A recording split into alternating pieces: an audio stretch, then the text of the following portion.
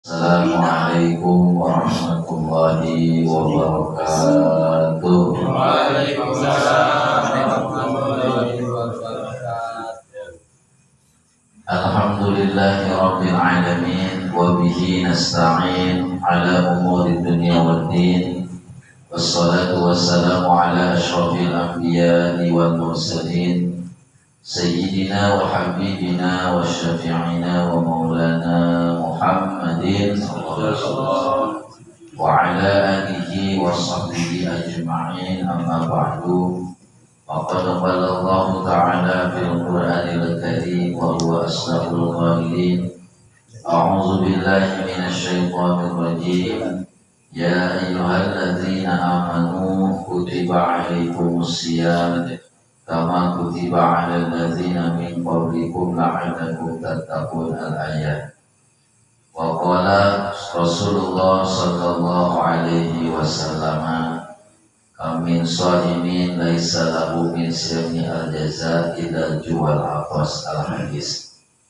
Sadaqallahul azim wa sadaqa rasuluhun nabiyul habibul karim wa nahnu ala zalika minasy syahidin wa syakirin walhamdulillahi rabbil alamin. Yang saya hormati kepada pimpinan atau ketua pengurus Mushola Al-Ibtidaiyah Bapak Murtito, dan yang saya hormati sesepuh Mushola Al-Ibtidaiyah Bapak Mumun. Mudah-mudahan beliau ini senantiasa ditambah-tambah keberkahannya oleh Allah Subhanahu wa Ta'ala. Amin. Yang saya hormati pula para orang tua, para bapak-bapak, terkhususnya para jamaah pengajian Mushola Al-Ibtidaiyah yang hadir di mushola ini, yang mohon maaf tidak saya sebutkan namanya, dan insya Allah tidak mengurangi rasa hormat saya. Tentunya saya doakan pula mudah-mudahan bapak-bapak semuanya senantiasa Allah berikan kesehatan, Allah panjangkan umurnya, mudah-mudahan segala urusannya dimudahkan oleh Allah Subhanahu wa Ta'ala. Amin ya rabbal alamin. Tak ada kata yang pantas yang terucap dari lisan kita di malam hari ini, melainkan marilah kita sama-sama panjatkan rasa syukur kita kehadiran Ilahi Rabbi. Alhamdulillah sampai detik ini kita semua masih dikaruniai beraneka ragam nikmat, yang terutama adalah nikmat iman dan Islam, nikmat sehat walafiat, dan juga nikmat kesempatan, sehingga alhamdulillah kita bisa meluangkan sedikit waktu kita untuk duduk bersama di Mushola Al-Ibtidaiyah dengan tujuan kita yang pertama mencari ridho Allah Subhanahu wa Ta'ala, yang kedua kita niatkan untuk mencari ilmu. Tentunya mudah-mudahan dengan niat kita yang baik, apa-apa yang kita lakukan, yang kerjakan di mushola ini dicatat sebagai amal ibadah di sisi Allah Subhanahu wa Ta'ala. Amin ya rabbal alamin. Salawat dan salam Allah limpah curahkan kepada Nabi kita Muhammad sallallahu alaihi wasallam. Tak lupa salawat dan salam tercurah limpahkan pula kepada para keluarganya, para sahabatnya, para pengikutnya, termasuk kita semua selaku umatnya, yang mudah-mudahan nanti di yaumul qiyamah nanti semuanya kita akan mendapatkan syafaatul husnanya. Amin ya rabbal alamin. Bapak-bapak hadirin yang dimuliakan Allah Subhanahu wa Ta'ala, kita lanjutkan materi kita masih berkenaan tentang puasa, di mana di minggu lalu, 2 minggu yang lalu, bukan minggu kemarin ya, dan minggu kemarin saya mohon maaf nggak bisa hadir karena ada tugas negara yang nggak bisa ditinggalkan. Jadi saya kemalaman dan juga nggak mungkin juga langsung aja capek gitu, jadi saya mohon maaf nggak bisa hadir. Namun di 2 minggu yang lalu telah kita bahas tentang kewajiban cara atau menentukan bagaimana kita menentukan awal waktu dalam melaksanakan ibadah puasa. Nah, di kesempatan ini pertama yang saya akan bahas yaitu tentang syurutus sihhatihi, yaitu syarat sahnya puasa. Ada syarat wajib, ada syarat sah. kalau syarat sama berkenaan dengan puasanya. Kalau syarat wajib mah kualifikasi orang yang melaksanakannya, itu bedanya. Kalau syarat wajib mah ini siapa orang yang wajib melaksanakan, itu namanya syarat wajib. Kalau syarat sama berkaitan dengan puasa kitanya. Bagaimana agar puasa kita sah? Jadi syarat sah puasa di sini arba'atu asya'a, ada 4 perkara. Yang pertama, Islamun harus beragama Islam. Karena ketentuannya yang namanya ibadah mahdoh belum pakai niat. Yang namanya niat syaratnya kudu Islam. Jadi ketika orang dia belum masuk Islam tapi dia puasa, maka puasanya enggak sah. Puasanya tidak sah. Karena ajaran puasa bukan di agama kita doang. Di agama yang lain pun ada ajaran puasa. Cuman beda puasanya ya beda. Kalau kita kewajibannya khusus di bulan suci Ramadan. Nah, sehingga ketika ada orang non muslim dia belum beragama Islam melaksanakan puasa Ramadan, sekalipun puasanya rapi, artinya benar-benar menjaga tulisannya dari makan dan minum, benar-benar menjaga syahwatnya, tapi kalau dia belum masuk Islam tetap itu enggak sah. Karena syarat utamanya harus beragama Islam. Nah, kemudian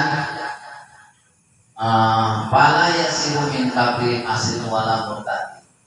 Jadi puasa itu tidak akan sah apabila dikerjakan oleh orang kafir atau orang murtad. Ada orang murtad dia puasa, sebelum dia masuk Islam itu puasanya nggak akan sah. Apakah dia punya kewajiban? Nah, sebenarnya ini syarat wajib nyambungnya. Ini kita berkaitannya dengan puasanya dulu. Ya. Yang kedua syaratnya wa'aklu, punya akal. Cuman akal di sini bukan akal gorisi, bukan akal yang bawaan lahir.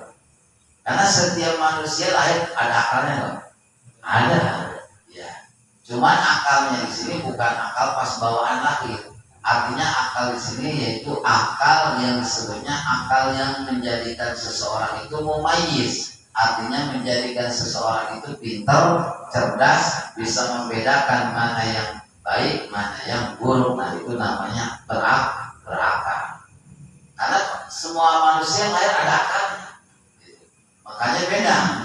Ketika kita mengajarkan anak kecil dengan orang dewasa beda.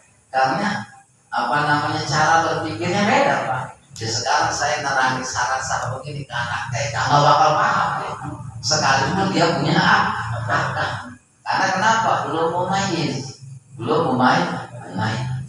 Makanya mumayyiz, kalau sudah mumayyiz nggak apa-apa kita perintah anak kita puasa, kita perintah anak kita sholat kalau sudah mumayyiz. Nah, jadi nggak wajib itu puasa bagi orang gila atau bagi anak kecil. Kenapa? Karena anak kecil belum mumayyiz. Ketiga, wana qawun minnawi haidin wa nifas. Yang ketiga, syarat sah puasa harus suci daripada haid atau nifas. Jadi kalau ada perempuan haid itu nggak boleh dia puasa. Seandainya kata ada ibu-ibu lah, saya mau nahan lapar aja lah dari subuh sampai maghrib, nggak boleh diniatin puasa. Kalau diniatin puasa justru jadinya haram. Kenapa haram? Karena nggak sah, ada penghalang yang namanya haid. Dan ketika dia nahan lapar dari subuh sampai maghrib, nggak boleh diniatin puasa. Dan ketika dia lagi puasa datang haid, perlu dibatalin. Nggak apa-apa dia memakan, minum, nggak apa-apa. Karena dia nggak boleh puasa. Ketika perempuan itu nggak puasanya karena haid, taat dengan aturan, berarti itu juga pahala sebenarnya. Bukan bahasanya enak amat, bukan gitu. Tetap aja perempuan tapi tetap dia wajib bodoh. Jadi yang pertama Islam, kedua berakal, sarasan ya. Yang ketiga suci dari itu. Nah yang keempat mengetahui bahwasannya waktu kapan saja yang dibolehkan berpuasa. Karena ada beberapa hari disebutnya hari yang diharamkan kita untuk melaksanakan puasa. Ada berapa hari Pak? Ada 5. 1 Lebaran Idul Fitri, 2 Lebaran Idul Adha, 3 harinya lagi hari Tasyrik. Jadi 5 hari tersebut kita harus tahu nih, besok mau puasa. Kita harus tahu ini besok boleh nggak dipuasa begitu. Jadi harus tahu dulu, besok bukan hari Tasyrik, besok bukan Lebaran, nggak apa-apa kita puasa. Makanya disinilah pentingnya kita puasa dulu pakai ilmu. Nah, melihat syarat sah tadi, kan syarat sah tadi ada 4 ya. Islam, berakal, suci dari haid, mengetahui waktu yang boleh dilakukan puasa. Nah, ketika ada anak belum balik, umur 10 tahun, dia puasa. Sah nggak puasa? Sah, karena memenuhi syarat. Jadi nggak disyaratkan balik. Jadi syarat sama cuma 4. Islam, berakal, suci dari haid, kemudian mengetahui waktu puasa. Berarti ada anak kecil nih umur 10 tahun, udah ngerti dia, udah paham, dia puasa, padahal dia belum balik, sah puasanya, sah. Karena memenuhi syarat. Cuma ntar kalau bicara udah berkewajiban belum, beda lagi. Itu mah masuknya syarat wajib. Tapi ketika dia puasa tetap sah. Itu Pak. Jadi ada syarat sah. Kalau tadi kan syarat sah cuma 4. Nah sekarang syarat wajib ini mah kualifikasi kriteria orang yang diwajibkan puasa. Nah, kalau tadi mah ke puasanya, ini mah ke orangnya. Ada berapa syarat wajib puasa? Ada 5. Artinya ketika 5 hal ini termasuk apa ada di dalam diri kita, maka kita punya kewajiban puasa. Tapi kalau tidak ada yang 5 perkara ini, berarti kita nggak ada kewajiban puasa. Mana yang pertama? Islam. Kita ada semua Islam, jadi kita orang Islam. Karena yang wajib melaksanakan puasa adalah orang Islam. Gimana dengan non muslim? Dia wajib nggak puasa? Nggak wajib, karena dia nggak Islam, nggak masuk kualifikasi nggak masuk kriteria. Terus dia dosa nggak? Tetap dosa, cuman kewajiban dia bukan puasa, tapi apa? Masuk Islam dulu. Hanya orang non muslim, orang kafir nggak wajib puasa Pak. Nggak wajib puasa di sini bukan berarti dia ada dosa. Dalam artian kewajiban pertama dia itu adalah masuk Islam, baru puasa. Yang kedua, nah ini wataklikun mukallaf. Yang kedua mukallaf itu balik, punya akal, udah dewasa, berakal, itu namanya mukallaf. Yang namanya balik kalau laki-laki dia sudah ihtilam, mimpi berhubungan suami istri.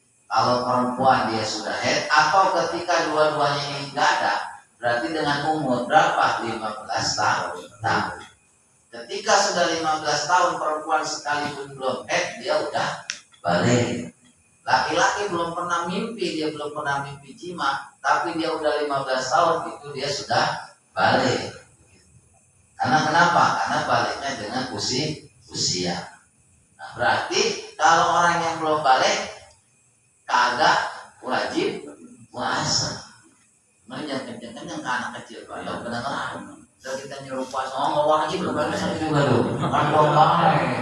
Jangan kencang-kencang makanya, pelan-pelan. Takutnya anak kecil medali lagi. Boleh ya?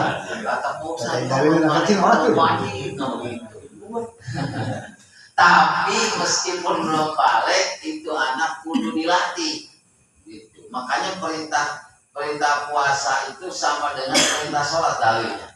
Ketika Nabi mengatakan mur auladakum wa huwa bisinin, perintahlah anak kalian untuk sholat ketika dia itu umur 7 tahun. Dan kenapa 7 tahun? Karena tadi saya bilang 7 tahun itu dia udah mumayyiz, udah ngerti, udah paham. Makanya kalau kita bawa anak kecil di bawah umur 7 tahun untuk sholat, susah diaturnya Pak. Ya, karena belum mumayyiz. Yang udah mumayyiz kadang susah ya, gitu ya. Apalagi yang belum mumayyiz. Kenapa ya? Karena dilatih. Nggak apa-apa umpamanya kita hanya nyuruh puasa nih ke anak kita umur 7-8, puasa baru buat setengah hari nggak apa-apa. puasa setengah hari gitu. Padahal mah kagak ada Pak. Awas jangan ikutin anak kecil. Jangan puasa setengah hari doang, kagak ada puasa setengah hari. Iya puasa lohor gitu ya. Nggak ada puasa lohor itu nggak ada. Itu mah bapak-bapak lagi nyenengin anak-anaknya gitu. Jangan puasa lohor, tadi ikutin dong gitu. Sama halnya puasa juga begitu. Ketika anak umur 7 tahun, kita orang tua wajib nyuruhnya. Wajib nyuruh doang, nyuruh. Ayo puasa. Ya sekalipun dia ikut sahur jam 10 mau lagi makan gitu ya. Sekalipun begitu, yang penting kewajiban kita menyuruh. Karena dia sebenarnya belum wajib. Karena dia belum balik.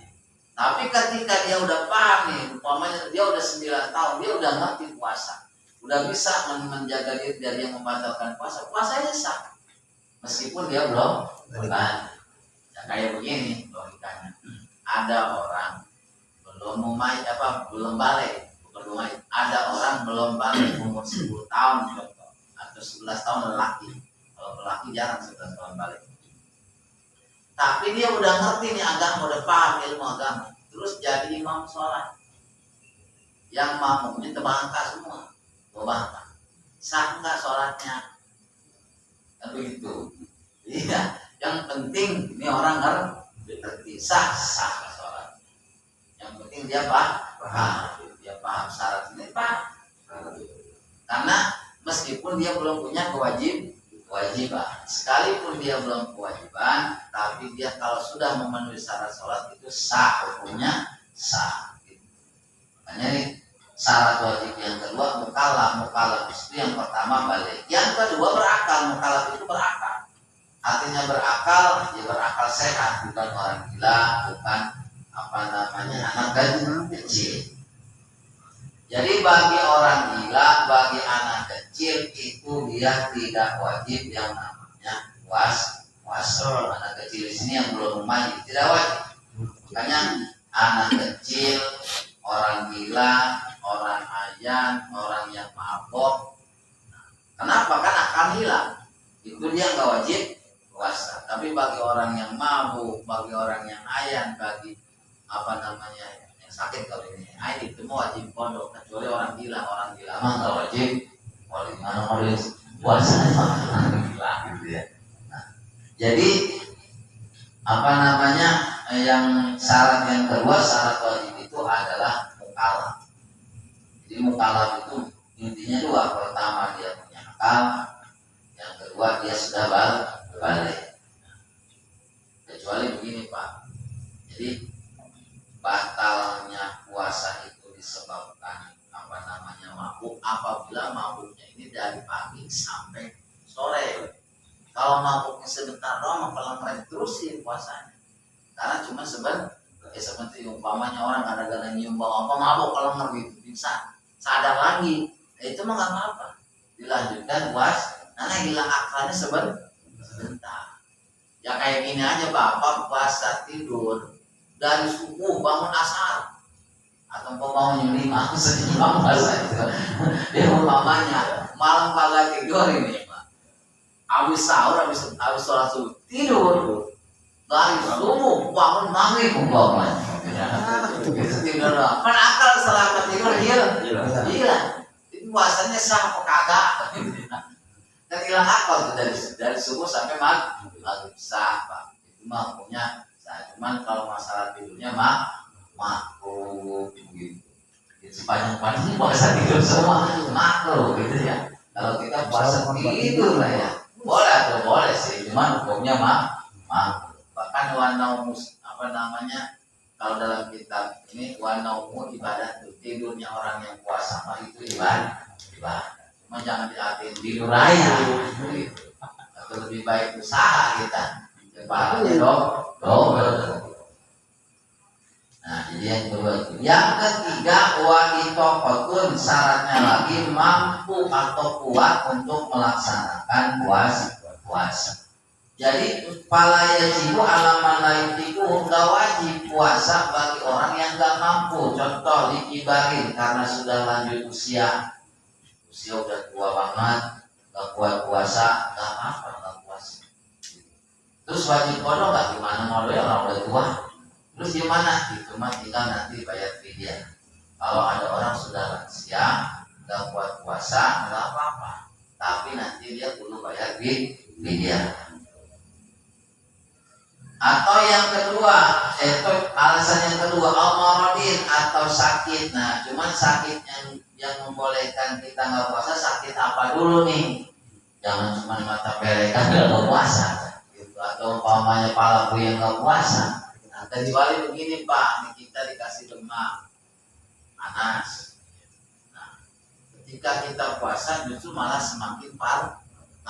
Nah, itu mah daripada membahayakan badan, mendingan buka. Jadi kalau seandainya kata ada orang nih, udah kronis, sengaja tahan puasa gitu, justru malah haram itu Pak. Karena membahaya, karena hifzun nafsi, menjaga diri itu lebih wajib juga. Kita kalau mati gimana? Itu namanya. Nah, kecuali begini, belum nggak puasa udah ketakutan. Ya padahal sehat. Saya mau nggak puasa, kenapa? Kalau puasa, mak saya coba kambuh. Puasa aja dulu, gitu ya. Jangan dulu ketakutan. Ini mah belum puasa udah ngomong kagak puasa. Sama halnya kayak begini Pak. Ada di sini ada nih keterangan seperti umpamanya al-hasodin. Hasodin itu orang yang panen. Kalau panen itu kita kan sekarang zamannya zaman mesin Pak. Zaman dulu panen itu kan manggulnya sawahnya jauh-jauh. Ya. Jadi kalau pas panen manggulin padi berat tuh. Ibaratnya begini, kalau ada orang kerja berat gimana di puasa? Kerjanya udah begitu Ramadan cuacanya panas, panjang di tengah lapangan berat kerjanya. Itu gimana? Di sini dikatakan bagi orang yang kerja berat seperti tadi, di sini dikatakan yalzamu al-qasadi aywanahu atau yang lainnya tabi'atun niat kulal lailah, dia wajib tetap niat dulu puasa. Sahur dulu silakan. Cuma nanti pas kerja berat ketika nggak kuat boleh buka. Jadi jangan ngomong, aduh beratur, jangan, supaya apa? Gugur dulu apa kewajiban kita dulu. Jadi kita jangan menafikan puasa dulu. Udah kita sahur aja dulu, niatin aja puasa dulu. Jadi, kalau memang kuat kita terusin, ya nggak kuat nggak apa-apa kita buka. Kalau kerjanya berat. Tapi di sini dikatakan kalau memang kuat gitu. Di sini. Jadi summaman lahi qaumihum masyaqqatun sadida, kalau memang pas ketika dia puasa ternyata kerjaannya berat sehingga membuat badan sangat letih, sangat capek luar biasa umpamanya, nah itu boleh buka. Tapi ketika wa'ila, artinya wa'ila di sini kalau memang enggak menemukan capek yang luar biasa, masih kita kuat, itu wajib puasa. Makanya mendingan diniat dulu. Sahabat tuh kita udah niat kalau puasa ternyata kerjaan lagi kosong gitu. Malamnya kagak niat umpamanya. Udah, ini kita kan gak niat puasa jadinya. Kalau tahu puasa tadi. Betul, kalau tahu ini puasa, nah begitu. Makanya niat aja dulu. Niat kita nggak apa-apa. Nah ketika memang terjadi kita kerjaan begitu berat, begitu melelahkan, sampai kita itu nggak kuat banget, nggak apa-apa. Silakan buka. Jadi terus gimana dengan ketika kita buka wajib qada? Qada mah tetap wajib. Qada mah wajib. Artinya kan dalam 1 tahun setelah Ramadan pasti ada waktu libur kerja lah. Nah waktu itu kita gunakan buat qada. Qada puasa, punya qada puasa nih digunakan buat qada. Nah jadi kalau yang tidak mampu ya nggak apa-apa. Seperti umpamanya sakit atau umpamanya sudah lansia. Yang keempat, syarat wajibnya lagi sehat adalah sehat. Jadi nggak wajib puasa bagi orang yang sakit. Cuman sakit yang bagaimana yang membolehkan seseorang tidak puasa, yaitu sakit yang membolehkan seseorang bertayamum. Kira-kira sakit yang membolehkan tayamum sakit apa? Sakit pelek, nah kita nggak kemudian jauh ke perut, jauh ke perut. Ya seperti sakit gimana umpamanya ya, kalau ada orang di rumah sakit nggak mungkin dia pas sholat dulu Pak, impusan di tangan begitu, ya kan? Mau memaksakan puasa nggak mungkin. Nah dia boleh meninggalkan puasa. Apalagi habis dioperasi atau umpamanya dia sakitnya parah, silakan nggak puasa. Karena memang kalau memang dipaksakan justru malah nambah parah membahayakan, udah lebih baik jangan dulu puasa kalau memang masih sakit. Cuman kalau masih sakitnya gigi, gimana kalau sakit gigi? Kalau sakit gigi mantap biasa. Cuman dari subuh ini sampai dohor kagak bayar-bayar udah bengkak gitu. Nah, gitu. Kalau memang kagak ada solusi kecuali minum obat, sampai kita umpamanya kerjaan ditinggal, udah nggak apa-apa, buka minum obat. Kalau memang solusinya aku bisa sembuh itu karena minum obat. Kalau memang nggak yakin minum obat sembuh juga, ya jangan dibatalin. Loh, minum obat kayaknya nggak yakin baik juga umpamanya, terus sabar aja itu sampai maghrib gitu. Rasainnya benar.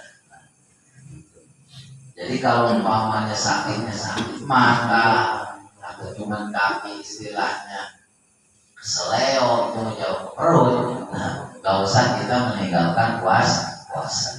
Kemudian yang kelima ialah wa iqomatun, syarat wajib yang kelima yaitu bermukim, artinya tidak sedang bepergian. Kecuali begini Pak, di mana ada orang kerjaannya supir, bahkan lintasnya lintas provinsi lagi gitu ya, dia jauh dan tiap hari dia di jalan. Kalau kerjaannya begitu,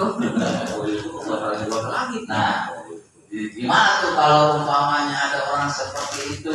Di sini dikatakan, di sini wa yustasna min zalika mutinusafar, kalau orang memang dia terus-terusan di perjalanan, fala yubahu lahul fitru, dia nggak boleh buka. Karena memang dia udah kuat Pak, udah biasa di jalan.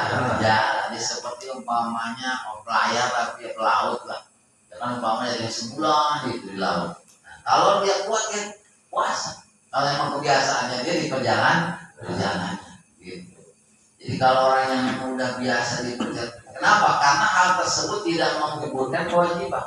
Kan kalau kita yang kagak biasa Pak, yang biasanya juga jarak dekat kerja, tiba-tiba pulang kampung, jauh pulang kampungnya umpamanya gitu. Naik mobilnya juga sampai 8 jam gitu. Belum naik keretanya jauh, saking jauhnya gitu. Nah lelah kita ya nggak apa-apa, di perjalanan boleh kita buka. Nah kalau dari sini ke Serang, mama saya boleh buka ya, paling juga sebanyak 3 aja naik motor juga harus sampai Pak Jawa, iya wajar aja. Umpamanya ke Jawa naik motor, waduh lelah, buka, nggak buka capek bawa motor. Jadi itu syarat wajib puasa. Jadi maksudnya kriteria orang yang wajib puasa, yang pertama dia beragama Islam, yang kedua mukallaf, ketiga dia kuat atau mampu, keempat sehat, yang kelima bermukim atau tidak bepergian. Jadi kalau yang lagi bepergian, dia nggak ada kewajiban puasa. Cuman kalau puasa lebih baik puasa. Jadi bagi orang yang di perjalanan, kalau memang dia kuat silakan puasa, tapi kalau nggak kuat boleh berbuka yang di perjalanan. Cuman perjalanan di sini Pak, perjalanan yang boleh mengkosor sholat. Atau perjalanan dari sini ke Tanah Abang gitu ya. Iya, maksudnya berbuka gitu. Artinya jaraknya ke Tanah Abang berapa kilo dari sini ya? Ada 100 kilo muat. Nggak ada ya? Nggak ada. Karena perjalanan yang boleh mengkosor sholat itu pas 96 kilo. 96 kilo. Sebenarnya dari sini ke Rangkas ada 100. Kalau ke Rangkas saya boleh Serang 100. Cuman ya deket jaraknya. Zaman dulu mah kenapa 100 kilo itu boleh buka puasa? Karena perjalanannya naik ontak. Jadinya lama. Sekarang mah perjalanan segitu. Mau naik mobil atau naik motor cepat gitu, sehingga perjalanannya gak butuh waktu lama, makanya lelahnya kurang. Nah itu syarat wajib. Kemudian satu lagi bahasan saya mengenai yaitu rukun puasa. Ini yang penting Pak.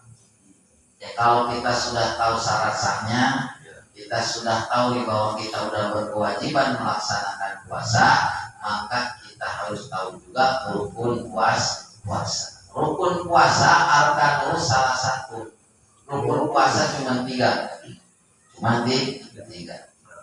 Mana yang pertama niyatun lailan likulli yaumin fil fardhi. Yang pertama niat di malam hari, cuma likulli yaumin Pak, setiap hari punya. Karena Bapak niat sebulan penuh di awal Ramadan. Sejak puasa esok hari sebulan penuh. Bulan Ramadan. Apakah itu bisa mewakili niat yang sebulan? Enggak bisa. Mazhab Syafi'i enggak bisa. Ketika Bapak niat sebulan penuh, tetap hitungannya itu cuma sehari, hari pertama doang. Hitungan cuma sehari. Kecuali pindah mazhab. Pindah mazhab umpamanya ke mazhab Maliki. Bagi mazhab Maliki pun begini nih, kita umpamanya ada satu hari kita lupa nih gak niat. Maka digantinya tadi jangan niat yang sebulan. Itu kalau mazhabnya Maliki. Kalau mazhab kita, mazhab Imam Syafi'i kudu tiap malam Pak. Kudu setiap malam kita niat puasa gitu. Kalau nggak setiap malam kita umpamanya nggak niat, aku sah. Makanya kalau habis tarawih biasanya niat kita. Kalau habis tarawih kita biasanya nawaitu shoma golina. Ini khawatir pas kalian tarawih doang. Iya. Karena biasanya niat habis tarawih, tiba-tiba enggak. Akhirnya kagak nggak niat. Itu yang khawatir. Makanya mendingan begini solusinya, udah pas habis buka puasa langsung niat udah. Coba juga buka puasa, udah niat puasa lagi, udah niat begitu supaya aman kita. Buka puasa nih, udah niatin lagi besok saya niatin lagi besok puasa. Setiap buka niat puasa lagi, kalau juga buka udah niat puasa lagi. Nggak apa-apa, karena rukso ada kemurahan, boleh kita niat itu di malam hari. Nah, niatnya bagaimana makanya? Niatnya di sini sebenarnya niat makan semua juga kita sudah tahu bahwa niat itu hanya di hati. Sehingga kalau umpamanya habis taraweh kita mengatakan nawaitu shoma godin ada ibadah sari Ramadan hati sanati lillahi ta'ala, hanya mulut doang, enggak di hati atau enggak desah. Makanya yang penting di hati itu mah cuma sunnah, melafalkan niat mah sunnah, tapi yang wajibnya itu di hati. Nah, kecuali niatnya kapan? Niatnya kudu malam. Karena apa? Karena ada hadis Kanjeng Nabi mengatakan dalam hadis, kata Kanjeng Nabi, man lam yubayyit asyam qabla al-fajri fala siyam ala. Siapa orang yang tidak memalamkan atau nginepin niatnya, maka puasanya gak sah. Jadi niat puasa mah kudu di malam hari, niat puasa wajib. Kecuali puasanya puasa sunnah. Puasa sunnah mah boleh Pak niatnya di siang hari selama belum zawal. Belum zohor. Contoh umpamanya besok Bapak siang langsung berangkat kerja. Bangun tidur subuh langsung kerja. Belum sarapan, belum minum, belum ngapa-ngapain. Tiba-tiba zohor, tanggung amat ya udah mau puasa aja. Enggak apa-apa jadi, yang penting belum zohor. Niat adalah saya mau puasa aja. Jadi kita puasa sunnah. Kenapa? Karena Nabi pun pernah ketika Nabi nggak niat puasa, nanya ke Aisyah, ini hadis dari Aisyah. Nanya Rasulullah, hal tindakum syai'un, Aisyah, apakah kamu hari ini masak sesuatu? Aisyah menjawab, enggak ya Rasulullah, saya nggak masak apa-apa. Oh iya udah nggak apa-apa, berarti hari ini saya puasa, lupa. Kita boro-boro. Ngamuk. Ya jam 10 nanya ke bini masak apa gitu. Itu anak nggak masak. Malas ya. Rasanya habis. Nabi mah begitu bijak. Bahkan ketika Nabi udah niat puasa, niat puasa sunnah. Ketika Nabi udah niat puasa, nanya ke Aisyah. Di hari yang lain Nabi nanya, "Indakum syai'un?" Qultu na'am. Aisyah, hari ini kamu masak? Ya saya masak. Tidak. Hari ini saya ke puasa tuh. Bijaknya Rasulullah SAW. Kita mampu pasti terus masa waduh lo waduh waduh puasa gitu apa ngomongin kita mah itu Rasulullah mah Pak saking menghargai istrinya dia lagi puasa. Saya juga pernah sih Pak lagi banyak-banyaknya makanan itu bulan mulut kan santri panen gitu ya bahasanya panen karena banyak selamatan setiap sholat kalau tidak pulang saya puasa ada guru saya pernah nggak makan ya puasa banyak makanan puasa bukan udah juga saya makan gitu karena memang hadisnya begitu ada Rasulullah artinya begini bukan kita nggak boleh puasa boleh dalam menghargai kita menghargai ketika istrinya Rasulullah memasak sesuatu padahal Rasulullah udah mau ngajam cita-cita puasa. Apa kata Rasulullah? Oh hari ini izan ukil puasanya. Hari ini saya nggak puasa. Jadi maksud hadis ini ketika Nabi udah nggak niat puasa, tiba-tiba istrinya nggak masak, udah langsung aja Nabi niat puasa. Artinya boleh bahwasanya kalau puasa sunnah mah niatnya meskipun di siang hari selama belum zawal, artinya belum zawal, belum zuhur. Nah, gimana masalah niatnya? Niat mas sebenarnya cukup begini sejak puasa esok hari bulan Ramadan tahun ini cukup sih itu sebenarnya. Cuman kan kalau kita lengkapnya bagaimana? Nawaitu shauma godin an adai boleh pakai ada sahrinya boleh, nggak ada sahrinya boleh. An adai parti syahri Ramadhani hati sanati lillahi ta'ala. Ramadannya jadi Ramadhani yang benar Pak. Soalnya di sini dijelasin itu. Jadi dijelasin bahwasanya kata Ramadan di sini dibacanya kasroh, dibacanya jer atau kasroh. Dibacanya nawaitu somagodin an adai parti syahri Ramadhani hadis sanati. Kalau dibacain mah di sini hadis sanati bidopah jadi ditakuna bidopah ayat. Kenapa bacanya dulu Ramadhani hadis sanati?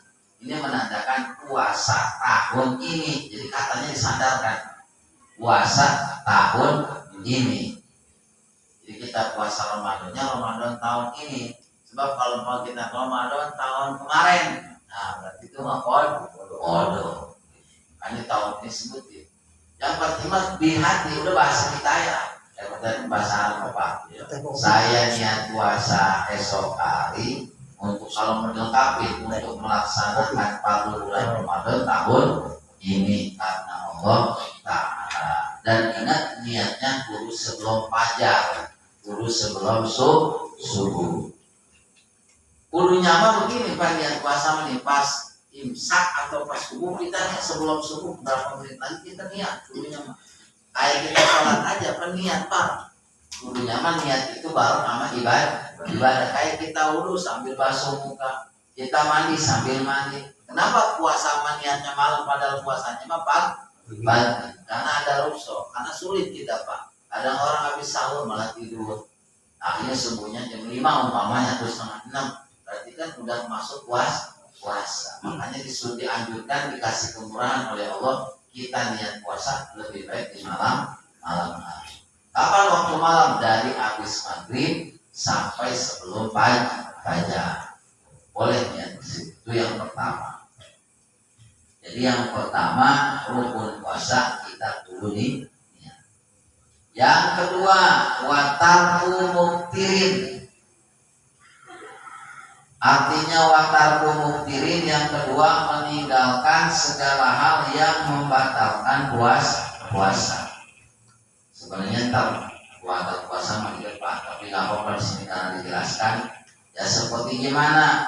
Yaitu yang membatalkan puasa diantaranya masuknya barang-barang dunia atau benda dunia ke lubang badan yang tembus ke perut. Mana lubang badan tembus ke perut?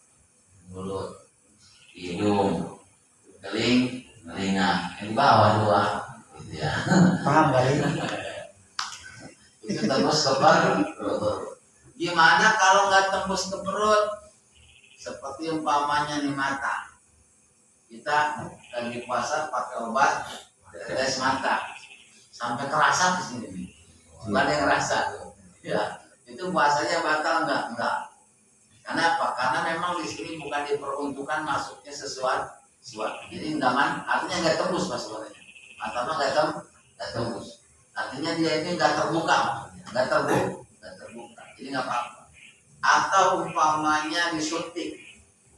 Ada suntik di lubangnya. Jadi Pak, di sini nih suntik. Gimana dengan puasanya sah? Boleh. Kalau suntiknya adalah suntik penyakit. Ya kecuali umpamanya begini. Saya mau pengen disuntik biar kuat puasanya. Amin. Suntik vitamin tenaga gitu. Jangan itu. Licik itu. Itu mah membatalkan. Kenyang. Ya, artinya dia disuntiknya meskipun nggak makan tapi dia wah, itu nggak boleh kalau suntik begitu nggak boleh. Ayo suntik bubur mah. Jadi itu bukan suntik namanya makan. Perutnya, suntiknya. Gitu. Jadi yang mana ya contoh lagi yang membatalkan seperti rokok, asap.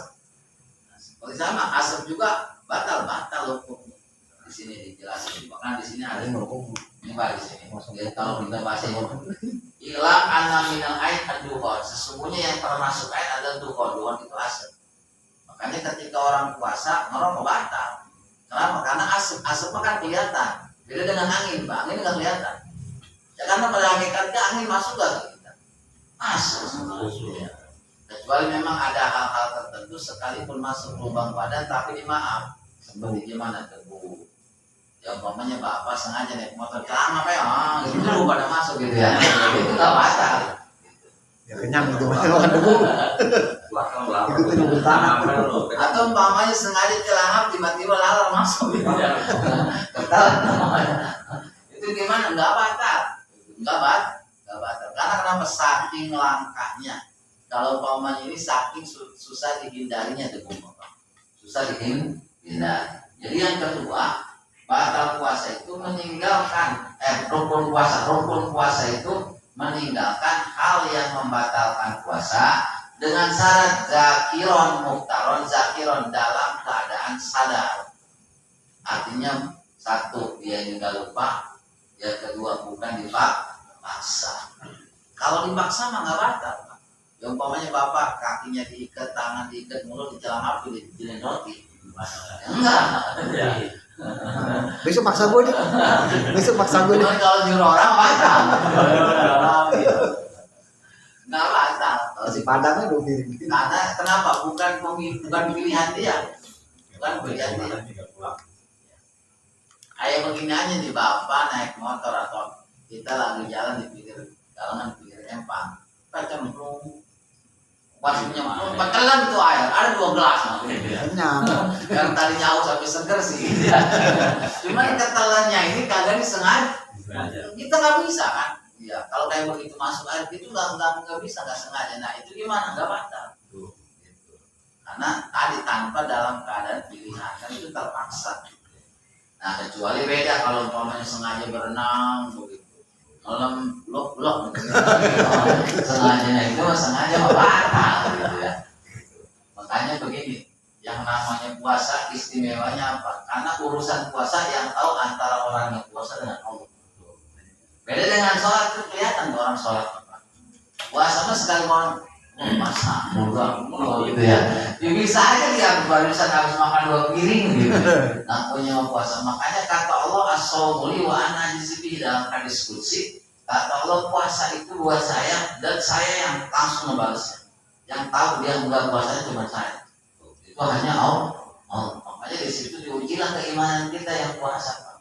Bisa aja kita memanipulasi sambil kumur-kumur, kita telan, kita kan? Karena nggak ada yang tahu. Makanya di situ diuji keimanan kita. Atau syaratnya lagi goyang jahilin. Seperti jadi kalau lupa mah nggak batal. Ya umpamanya habis subuh datang ke rumah, biasanya habis subuhnya itu kopi. Ya kan nggak ingat puasa, di pada tidur, anak tidur gitu satu. Kita malah ke dapur minum kopi, kalau minum kopi, kalau saya anaknya noci enggak tahu bahasa, aku lupa. Gimana kalau lupa kata cuma jangan terusin, itu lupa misalnya. Kalau lupa mah enggak baca, sekali pun 2 miring.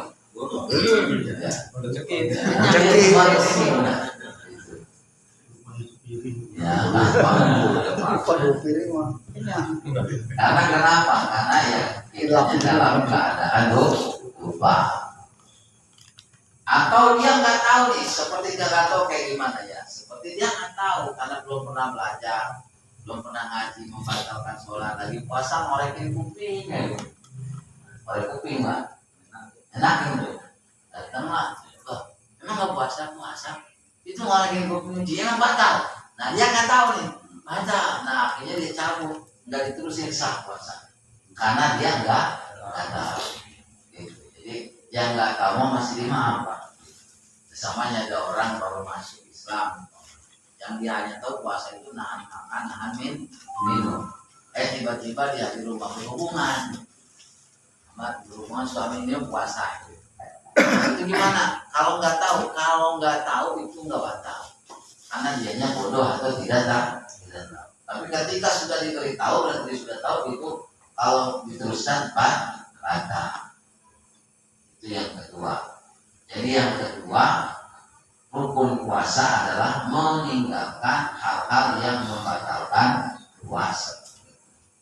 Yang terakhir, rukun puasa wasoimun ialah orangnya. Kalau yang terakhir orangnya, yaitu orang yang melaksanakan puasa.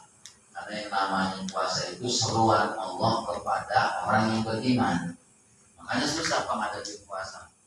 Hanya kata Allah, ya ayyuhallazina amanu, wahai orang-orang yang yakin dengan perintah Allah, yang yakin dengan ajaran Islam, yang yakin dengan syariat Nabi, ayo puasalah di bulan suci Ramadan. Begitu perintahnya. Kenapa ya? Karena pada hakikatnya saat kita puasa, kita disuruh oleh Allah untuk menahan 2 syahwat.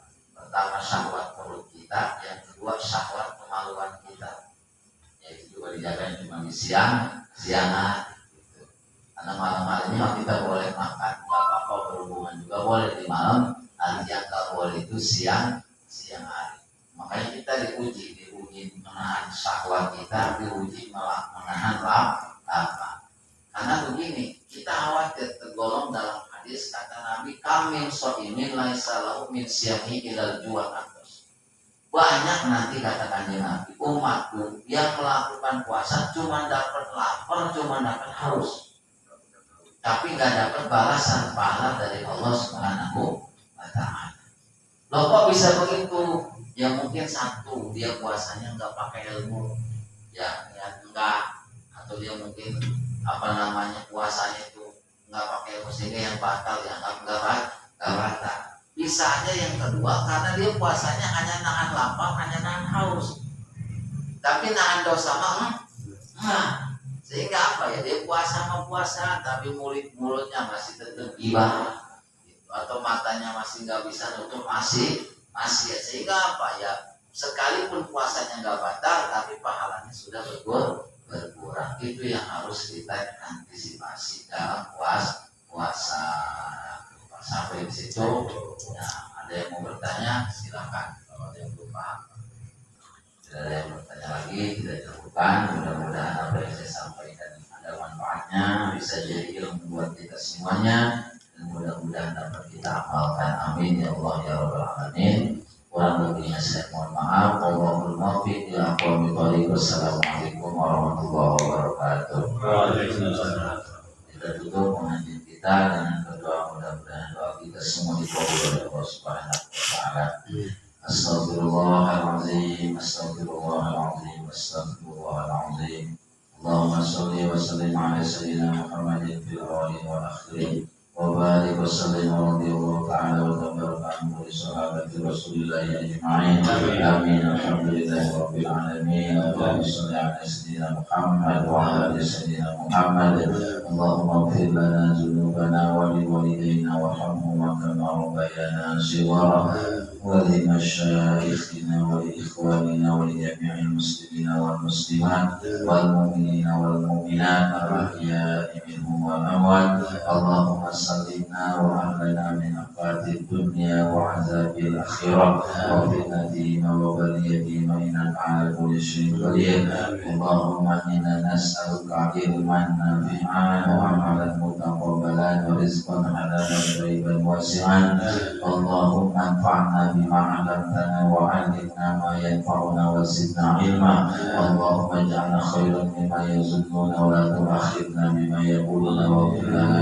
ما لا يعلمون اللهم أغننا بالعلم وزينا بالحلم وأكرمنا بالتقوى وجملنا بالعافية اللهم ارزقنا فهم النبيين وحفظ المرسلين وبالحم الملائكة المقربين اللهم يا من بيده مقاليد الخير كله وإليك يرجع الأمر كله يا فتاه يا عليم يا فتاه يا عليم يا فتاه يا عليم افتح لنا فتحا قريبا برحمتك يا أرحم الراحمين اللهم بارك لنا في رجب وشعبنا وبلغنا رمضان واغفر لنا ذنوبنا وحسن مقاصدنا اللهم بارك لنا في رجب وشعبنا وبلغنا رمضان واغفر لنا ذنوبنا وحسن مقاصدنا اللهم بارك لنا في رجب وشعبنا وبلغنا رمضان واغفر لنا ذنوبنا وحسن مقاصدنا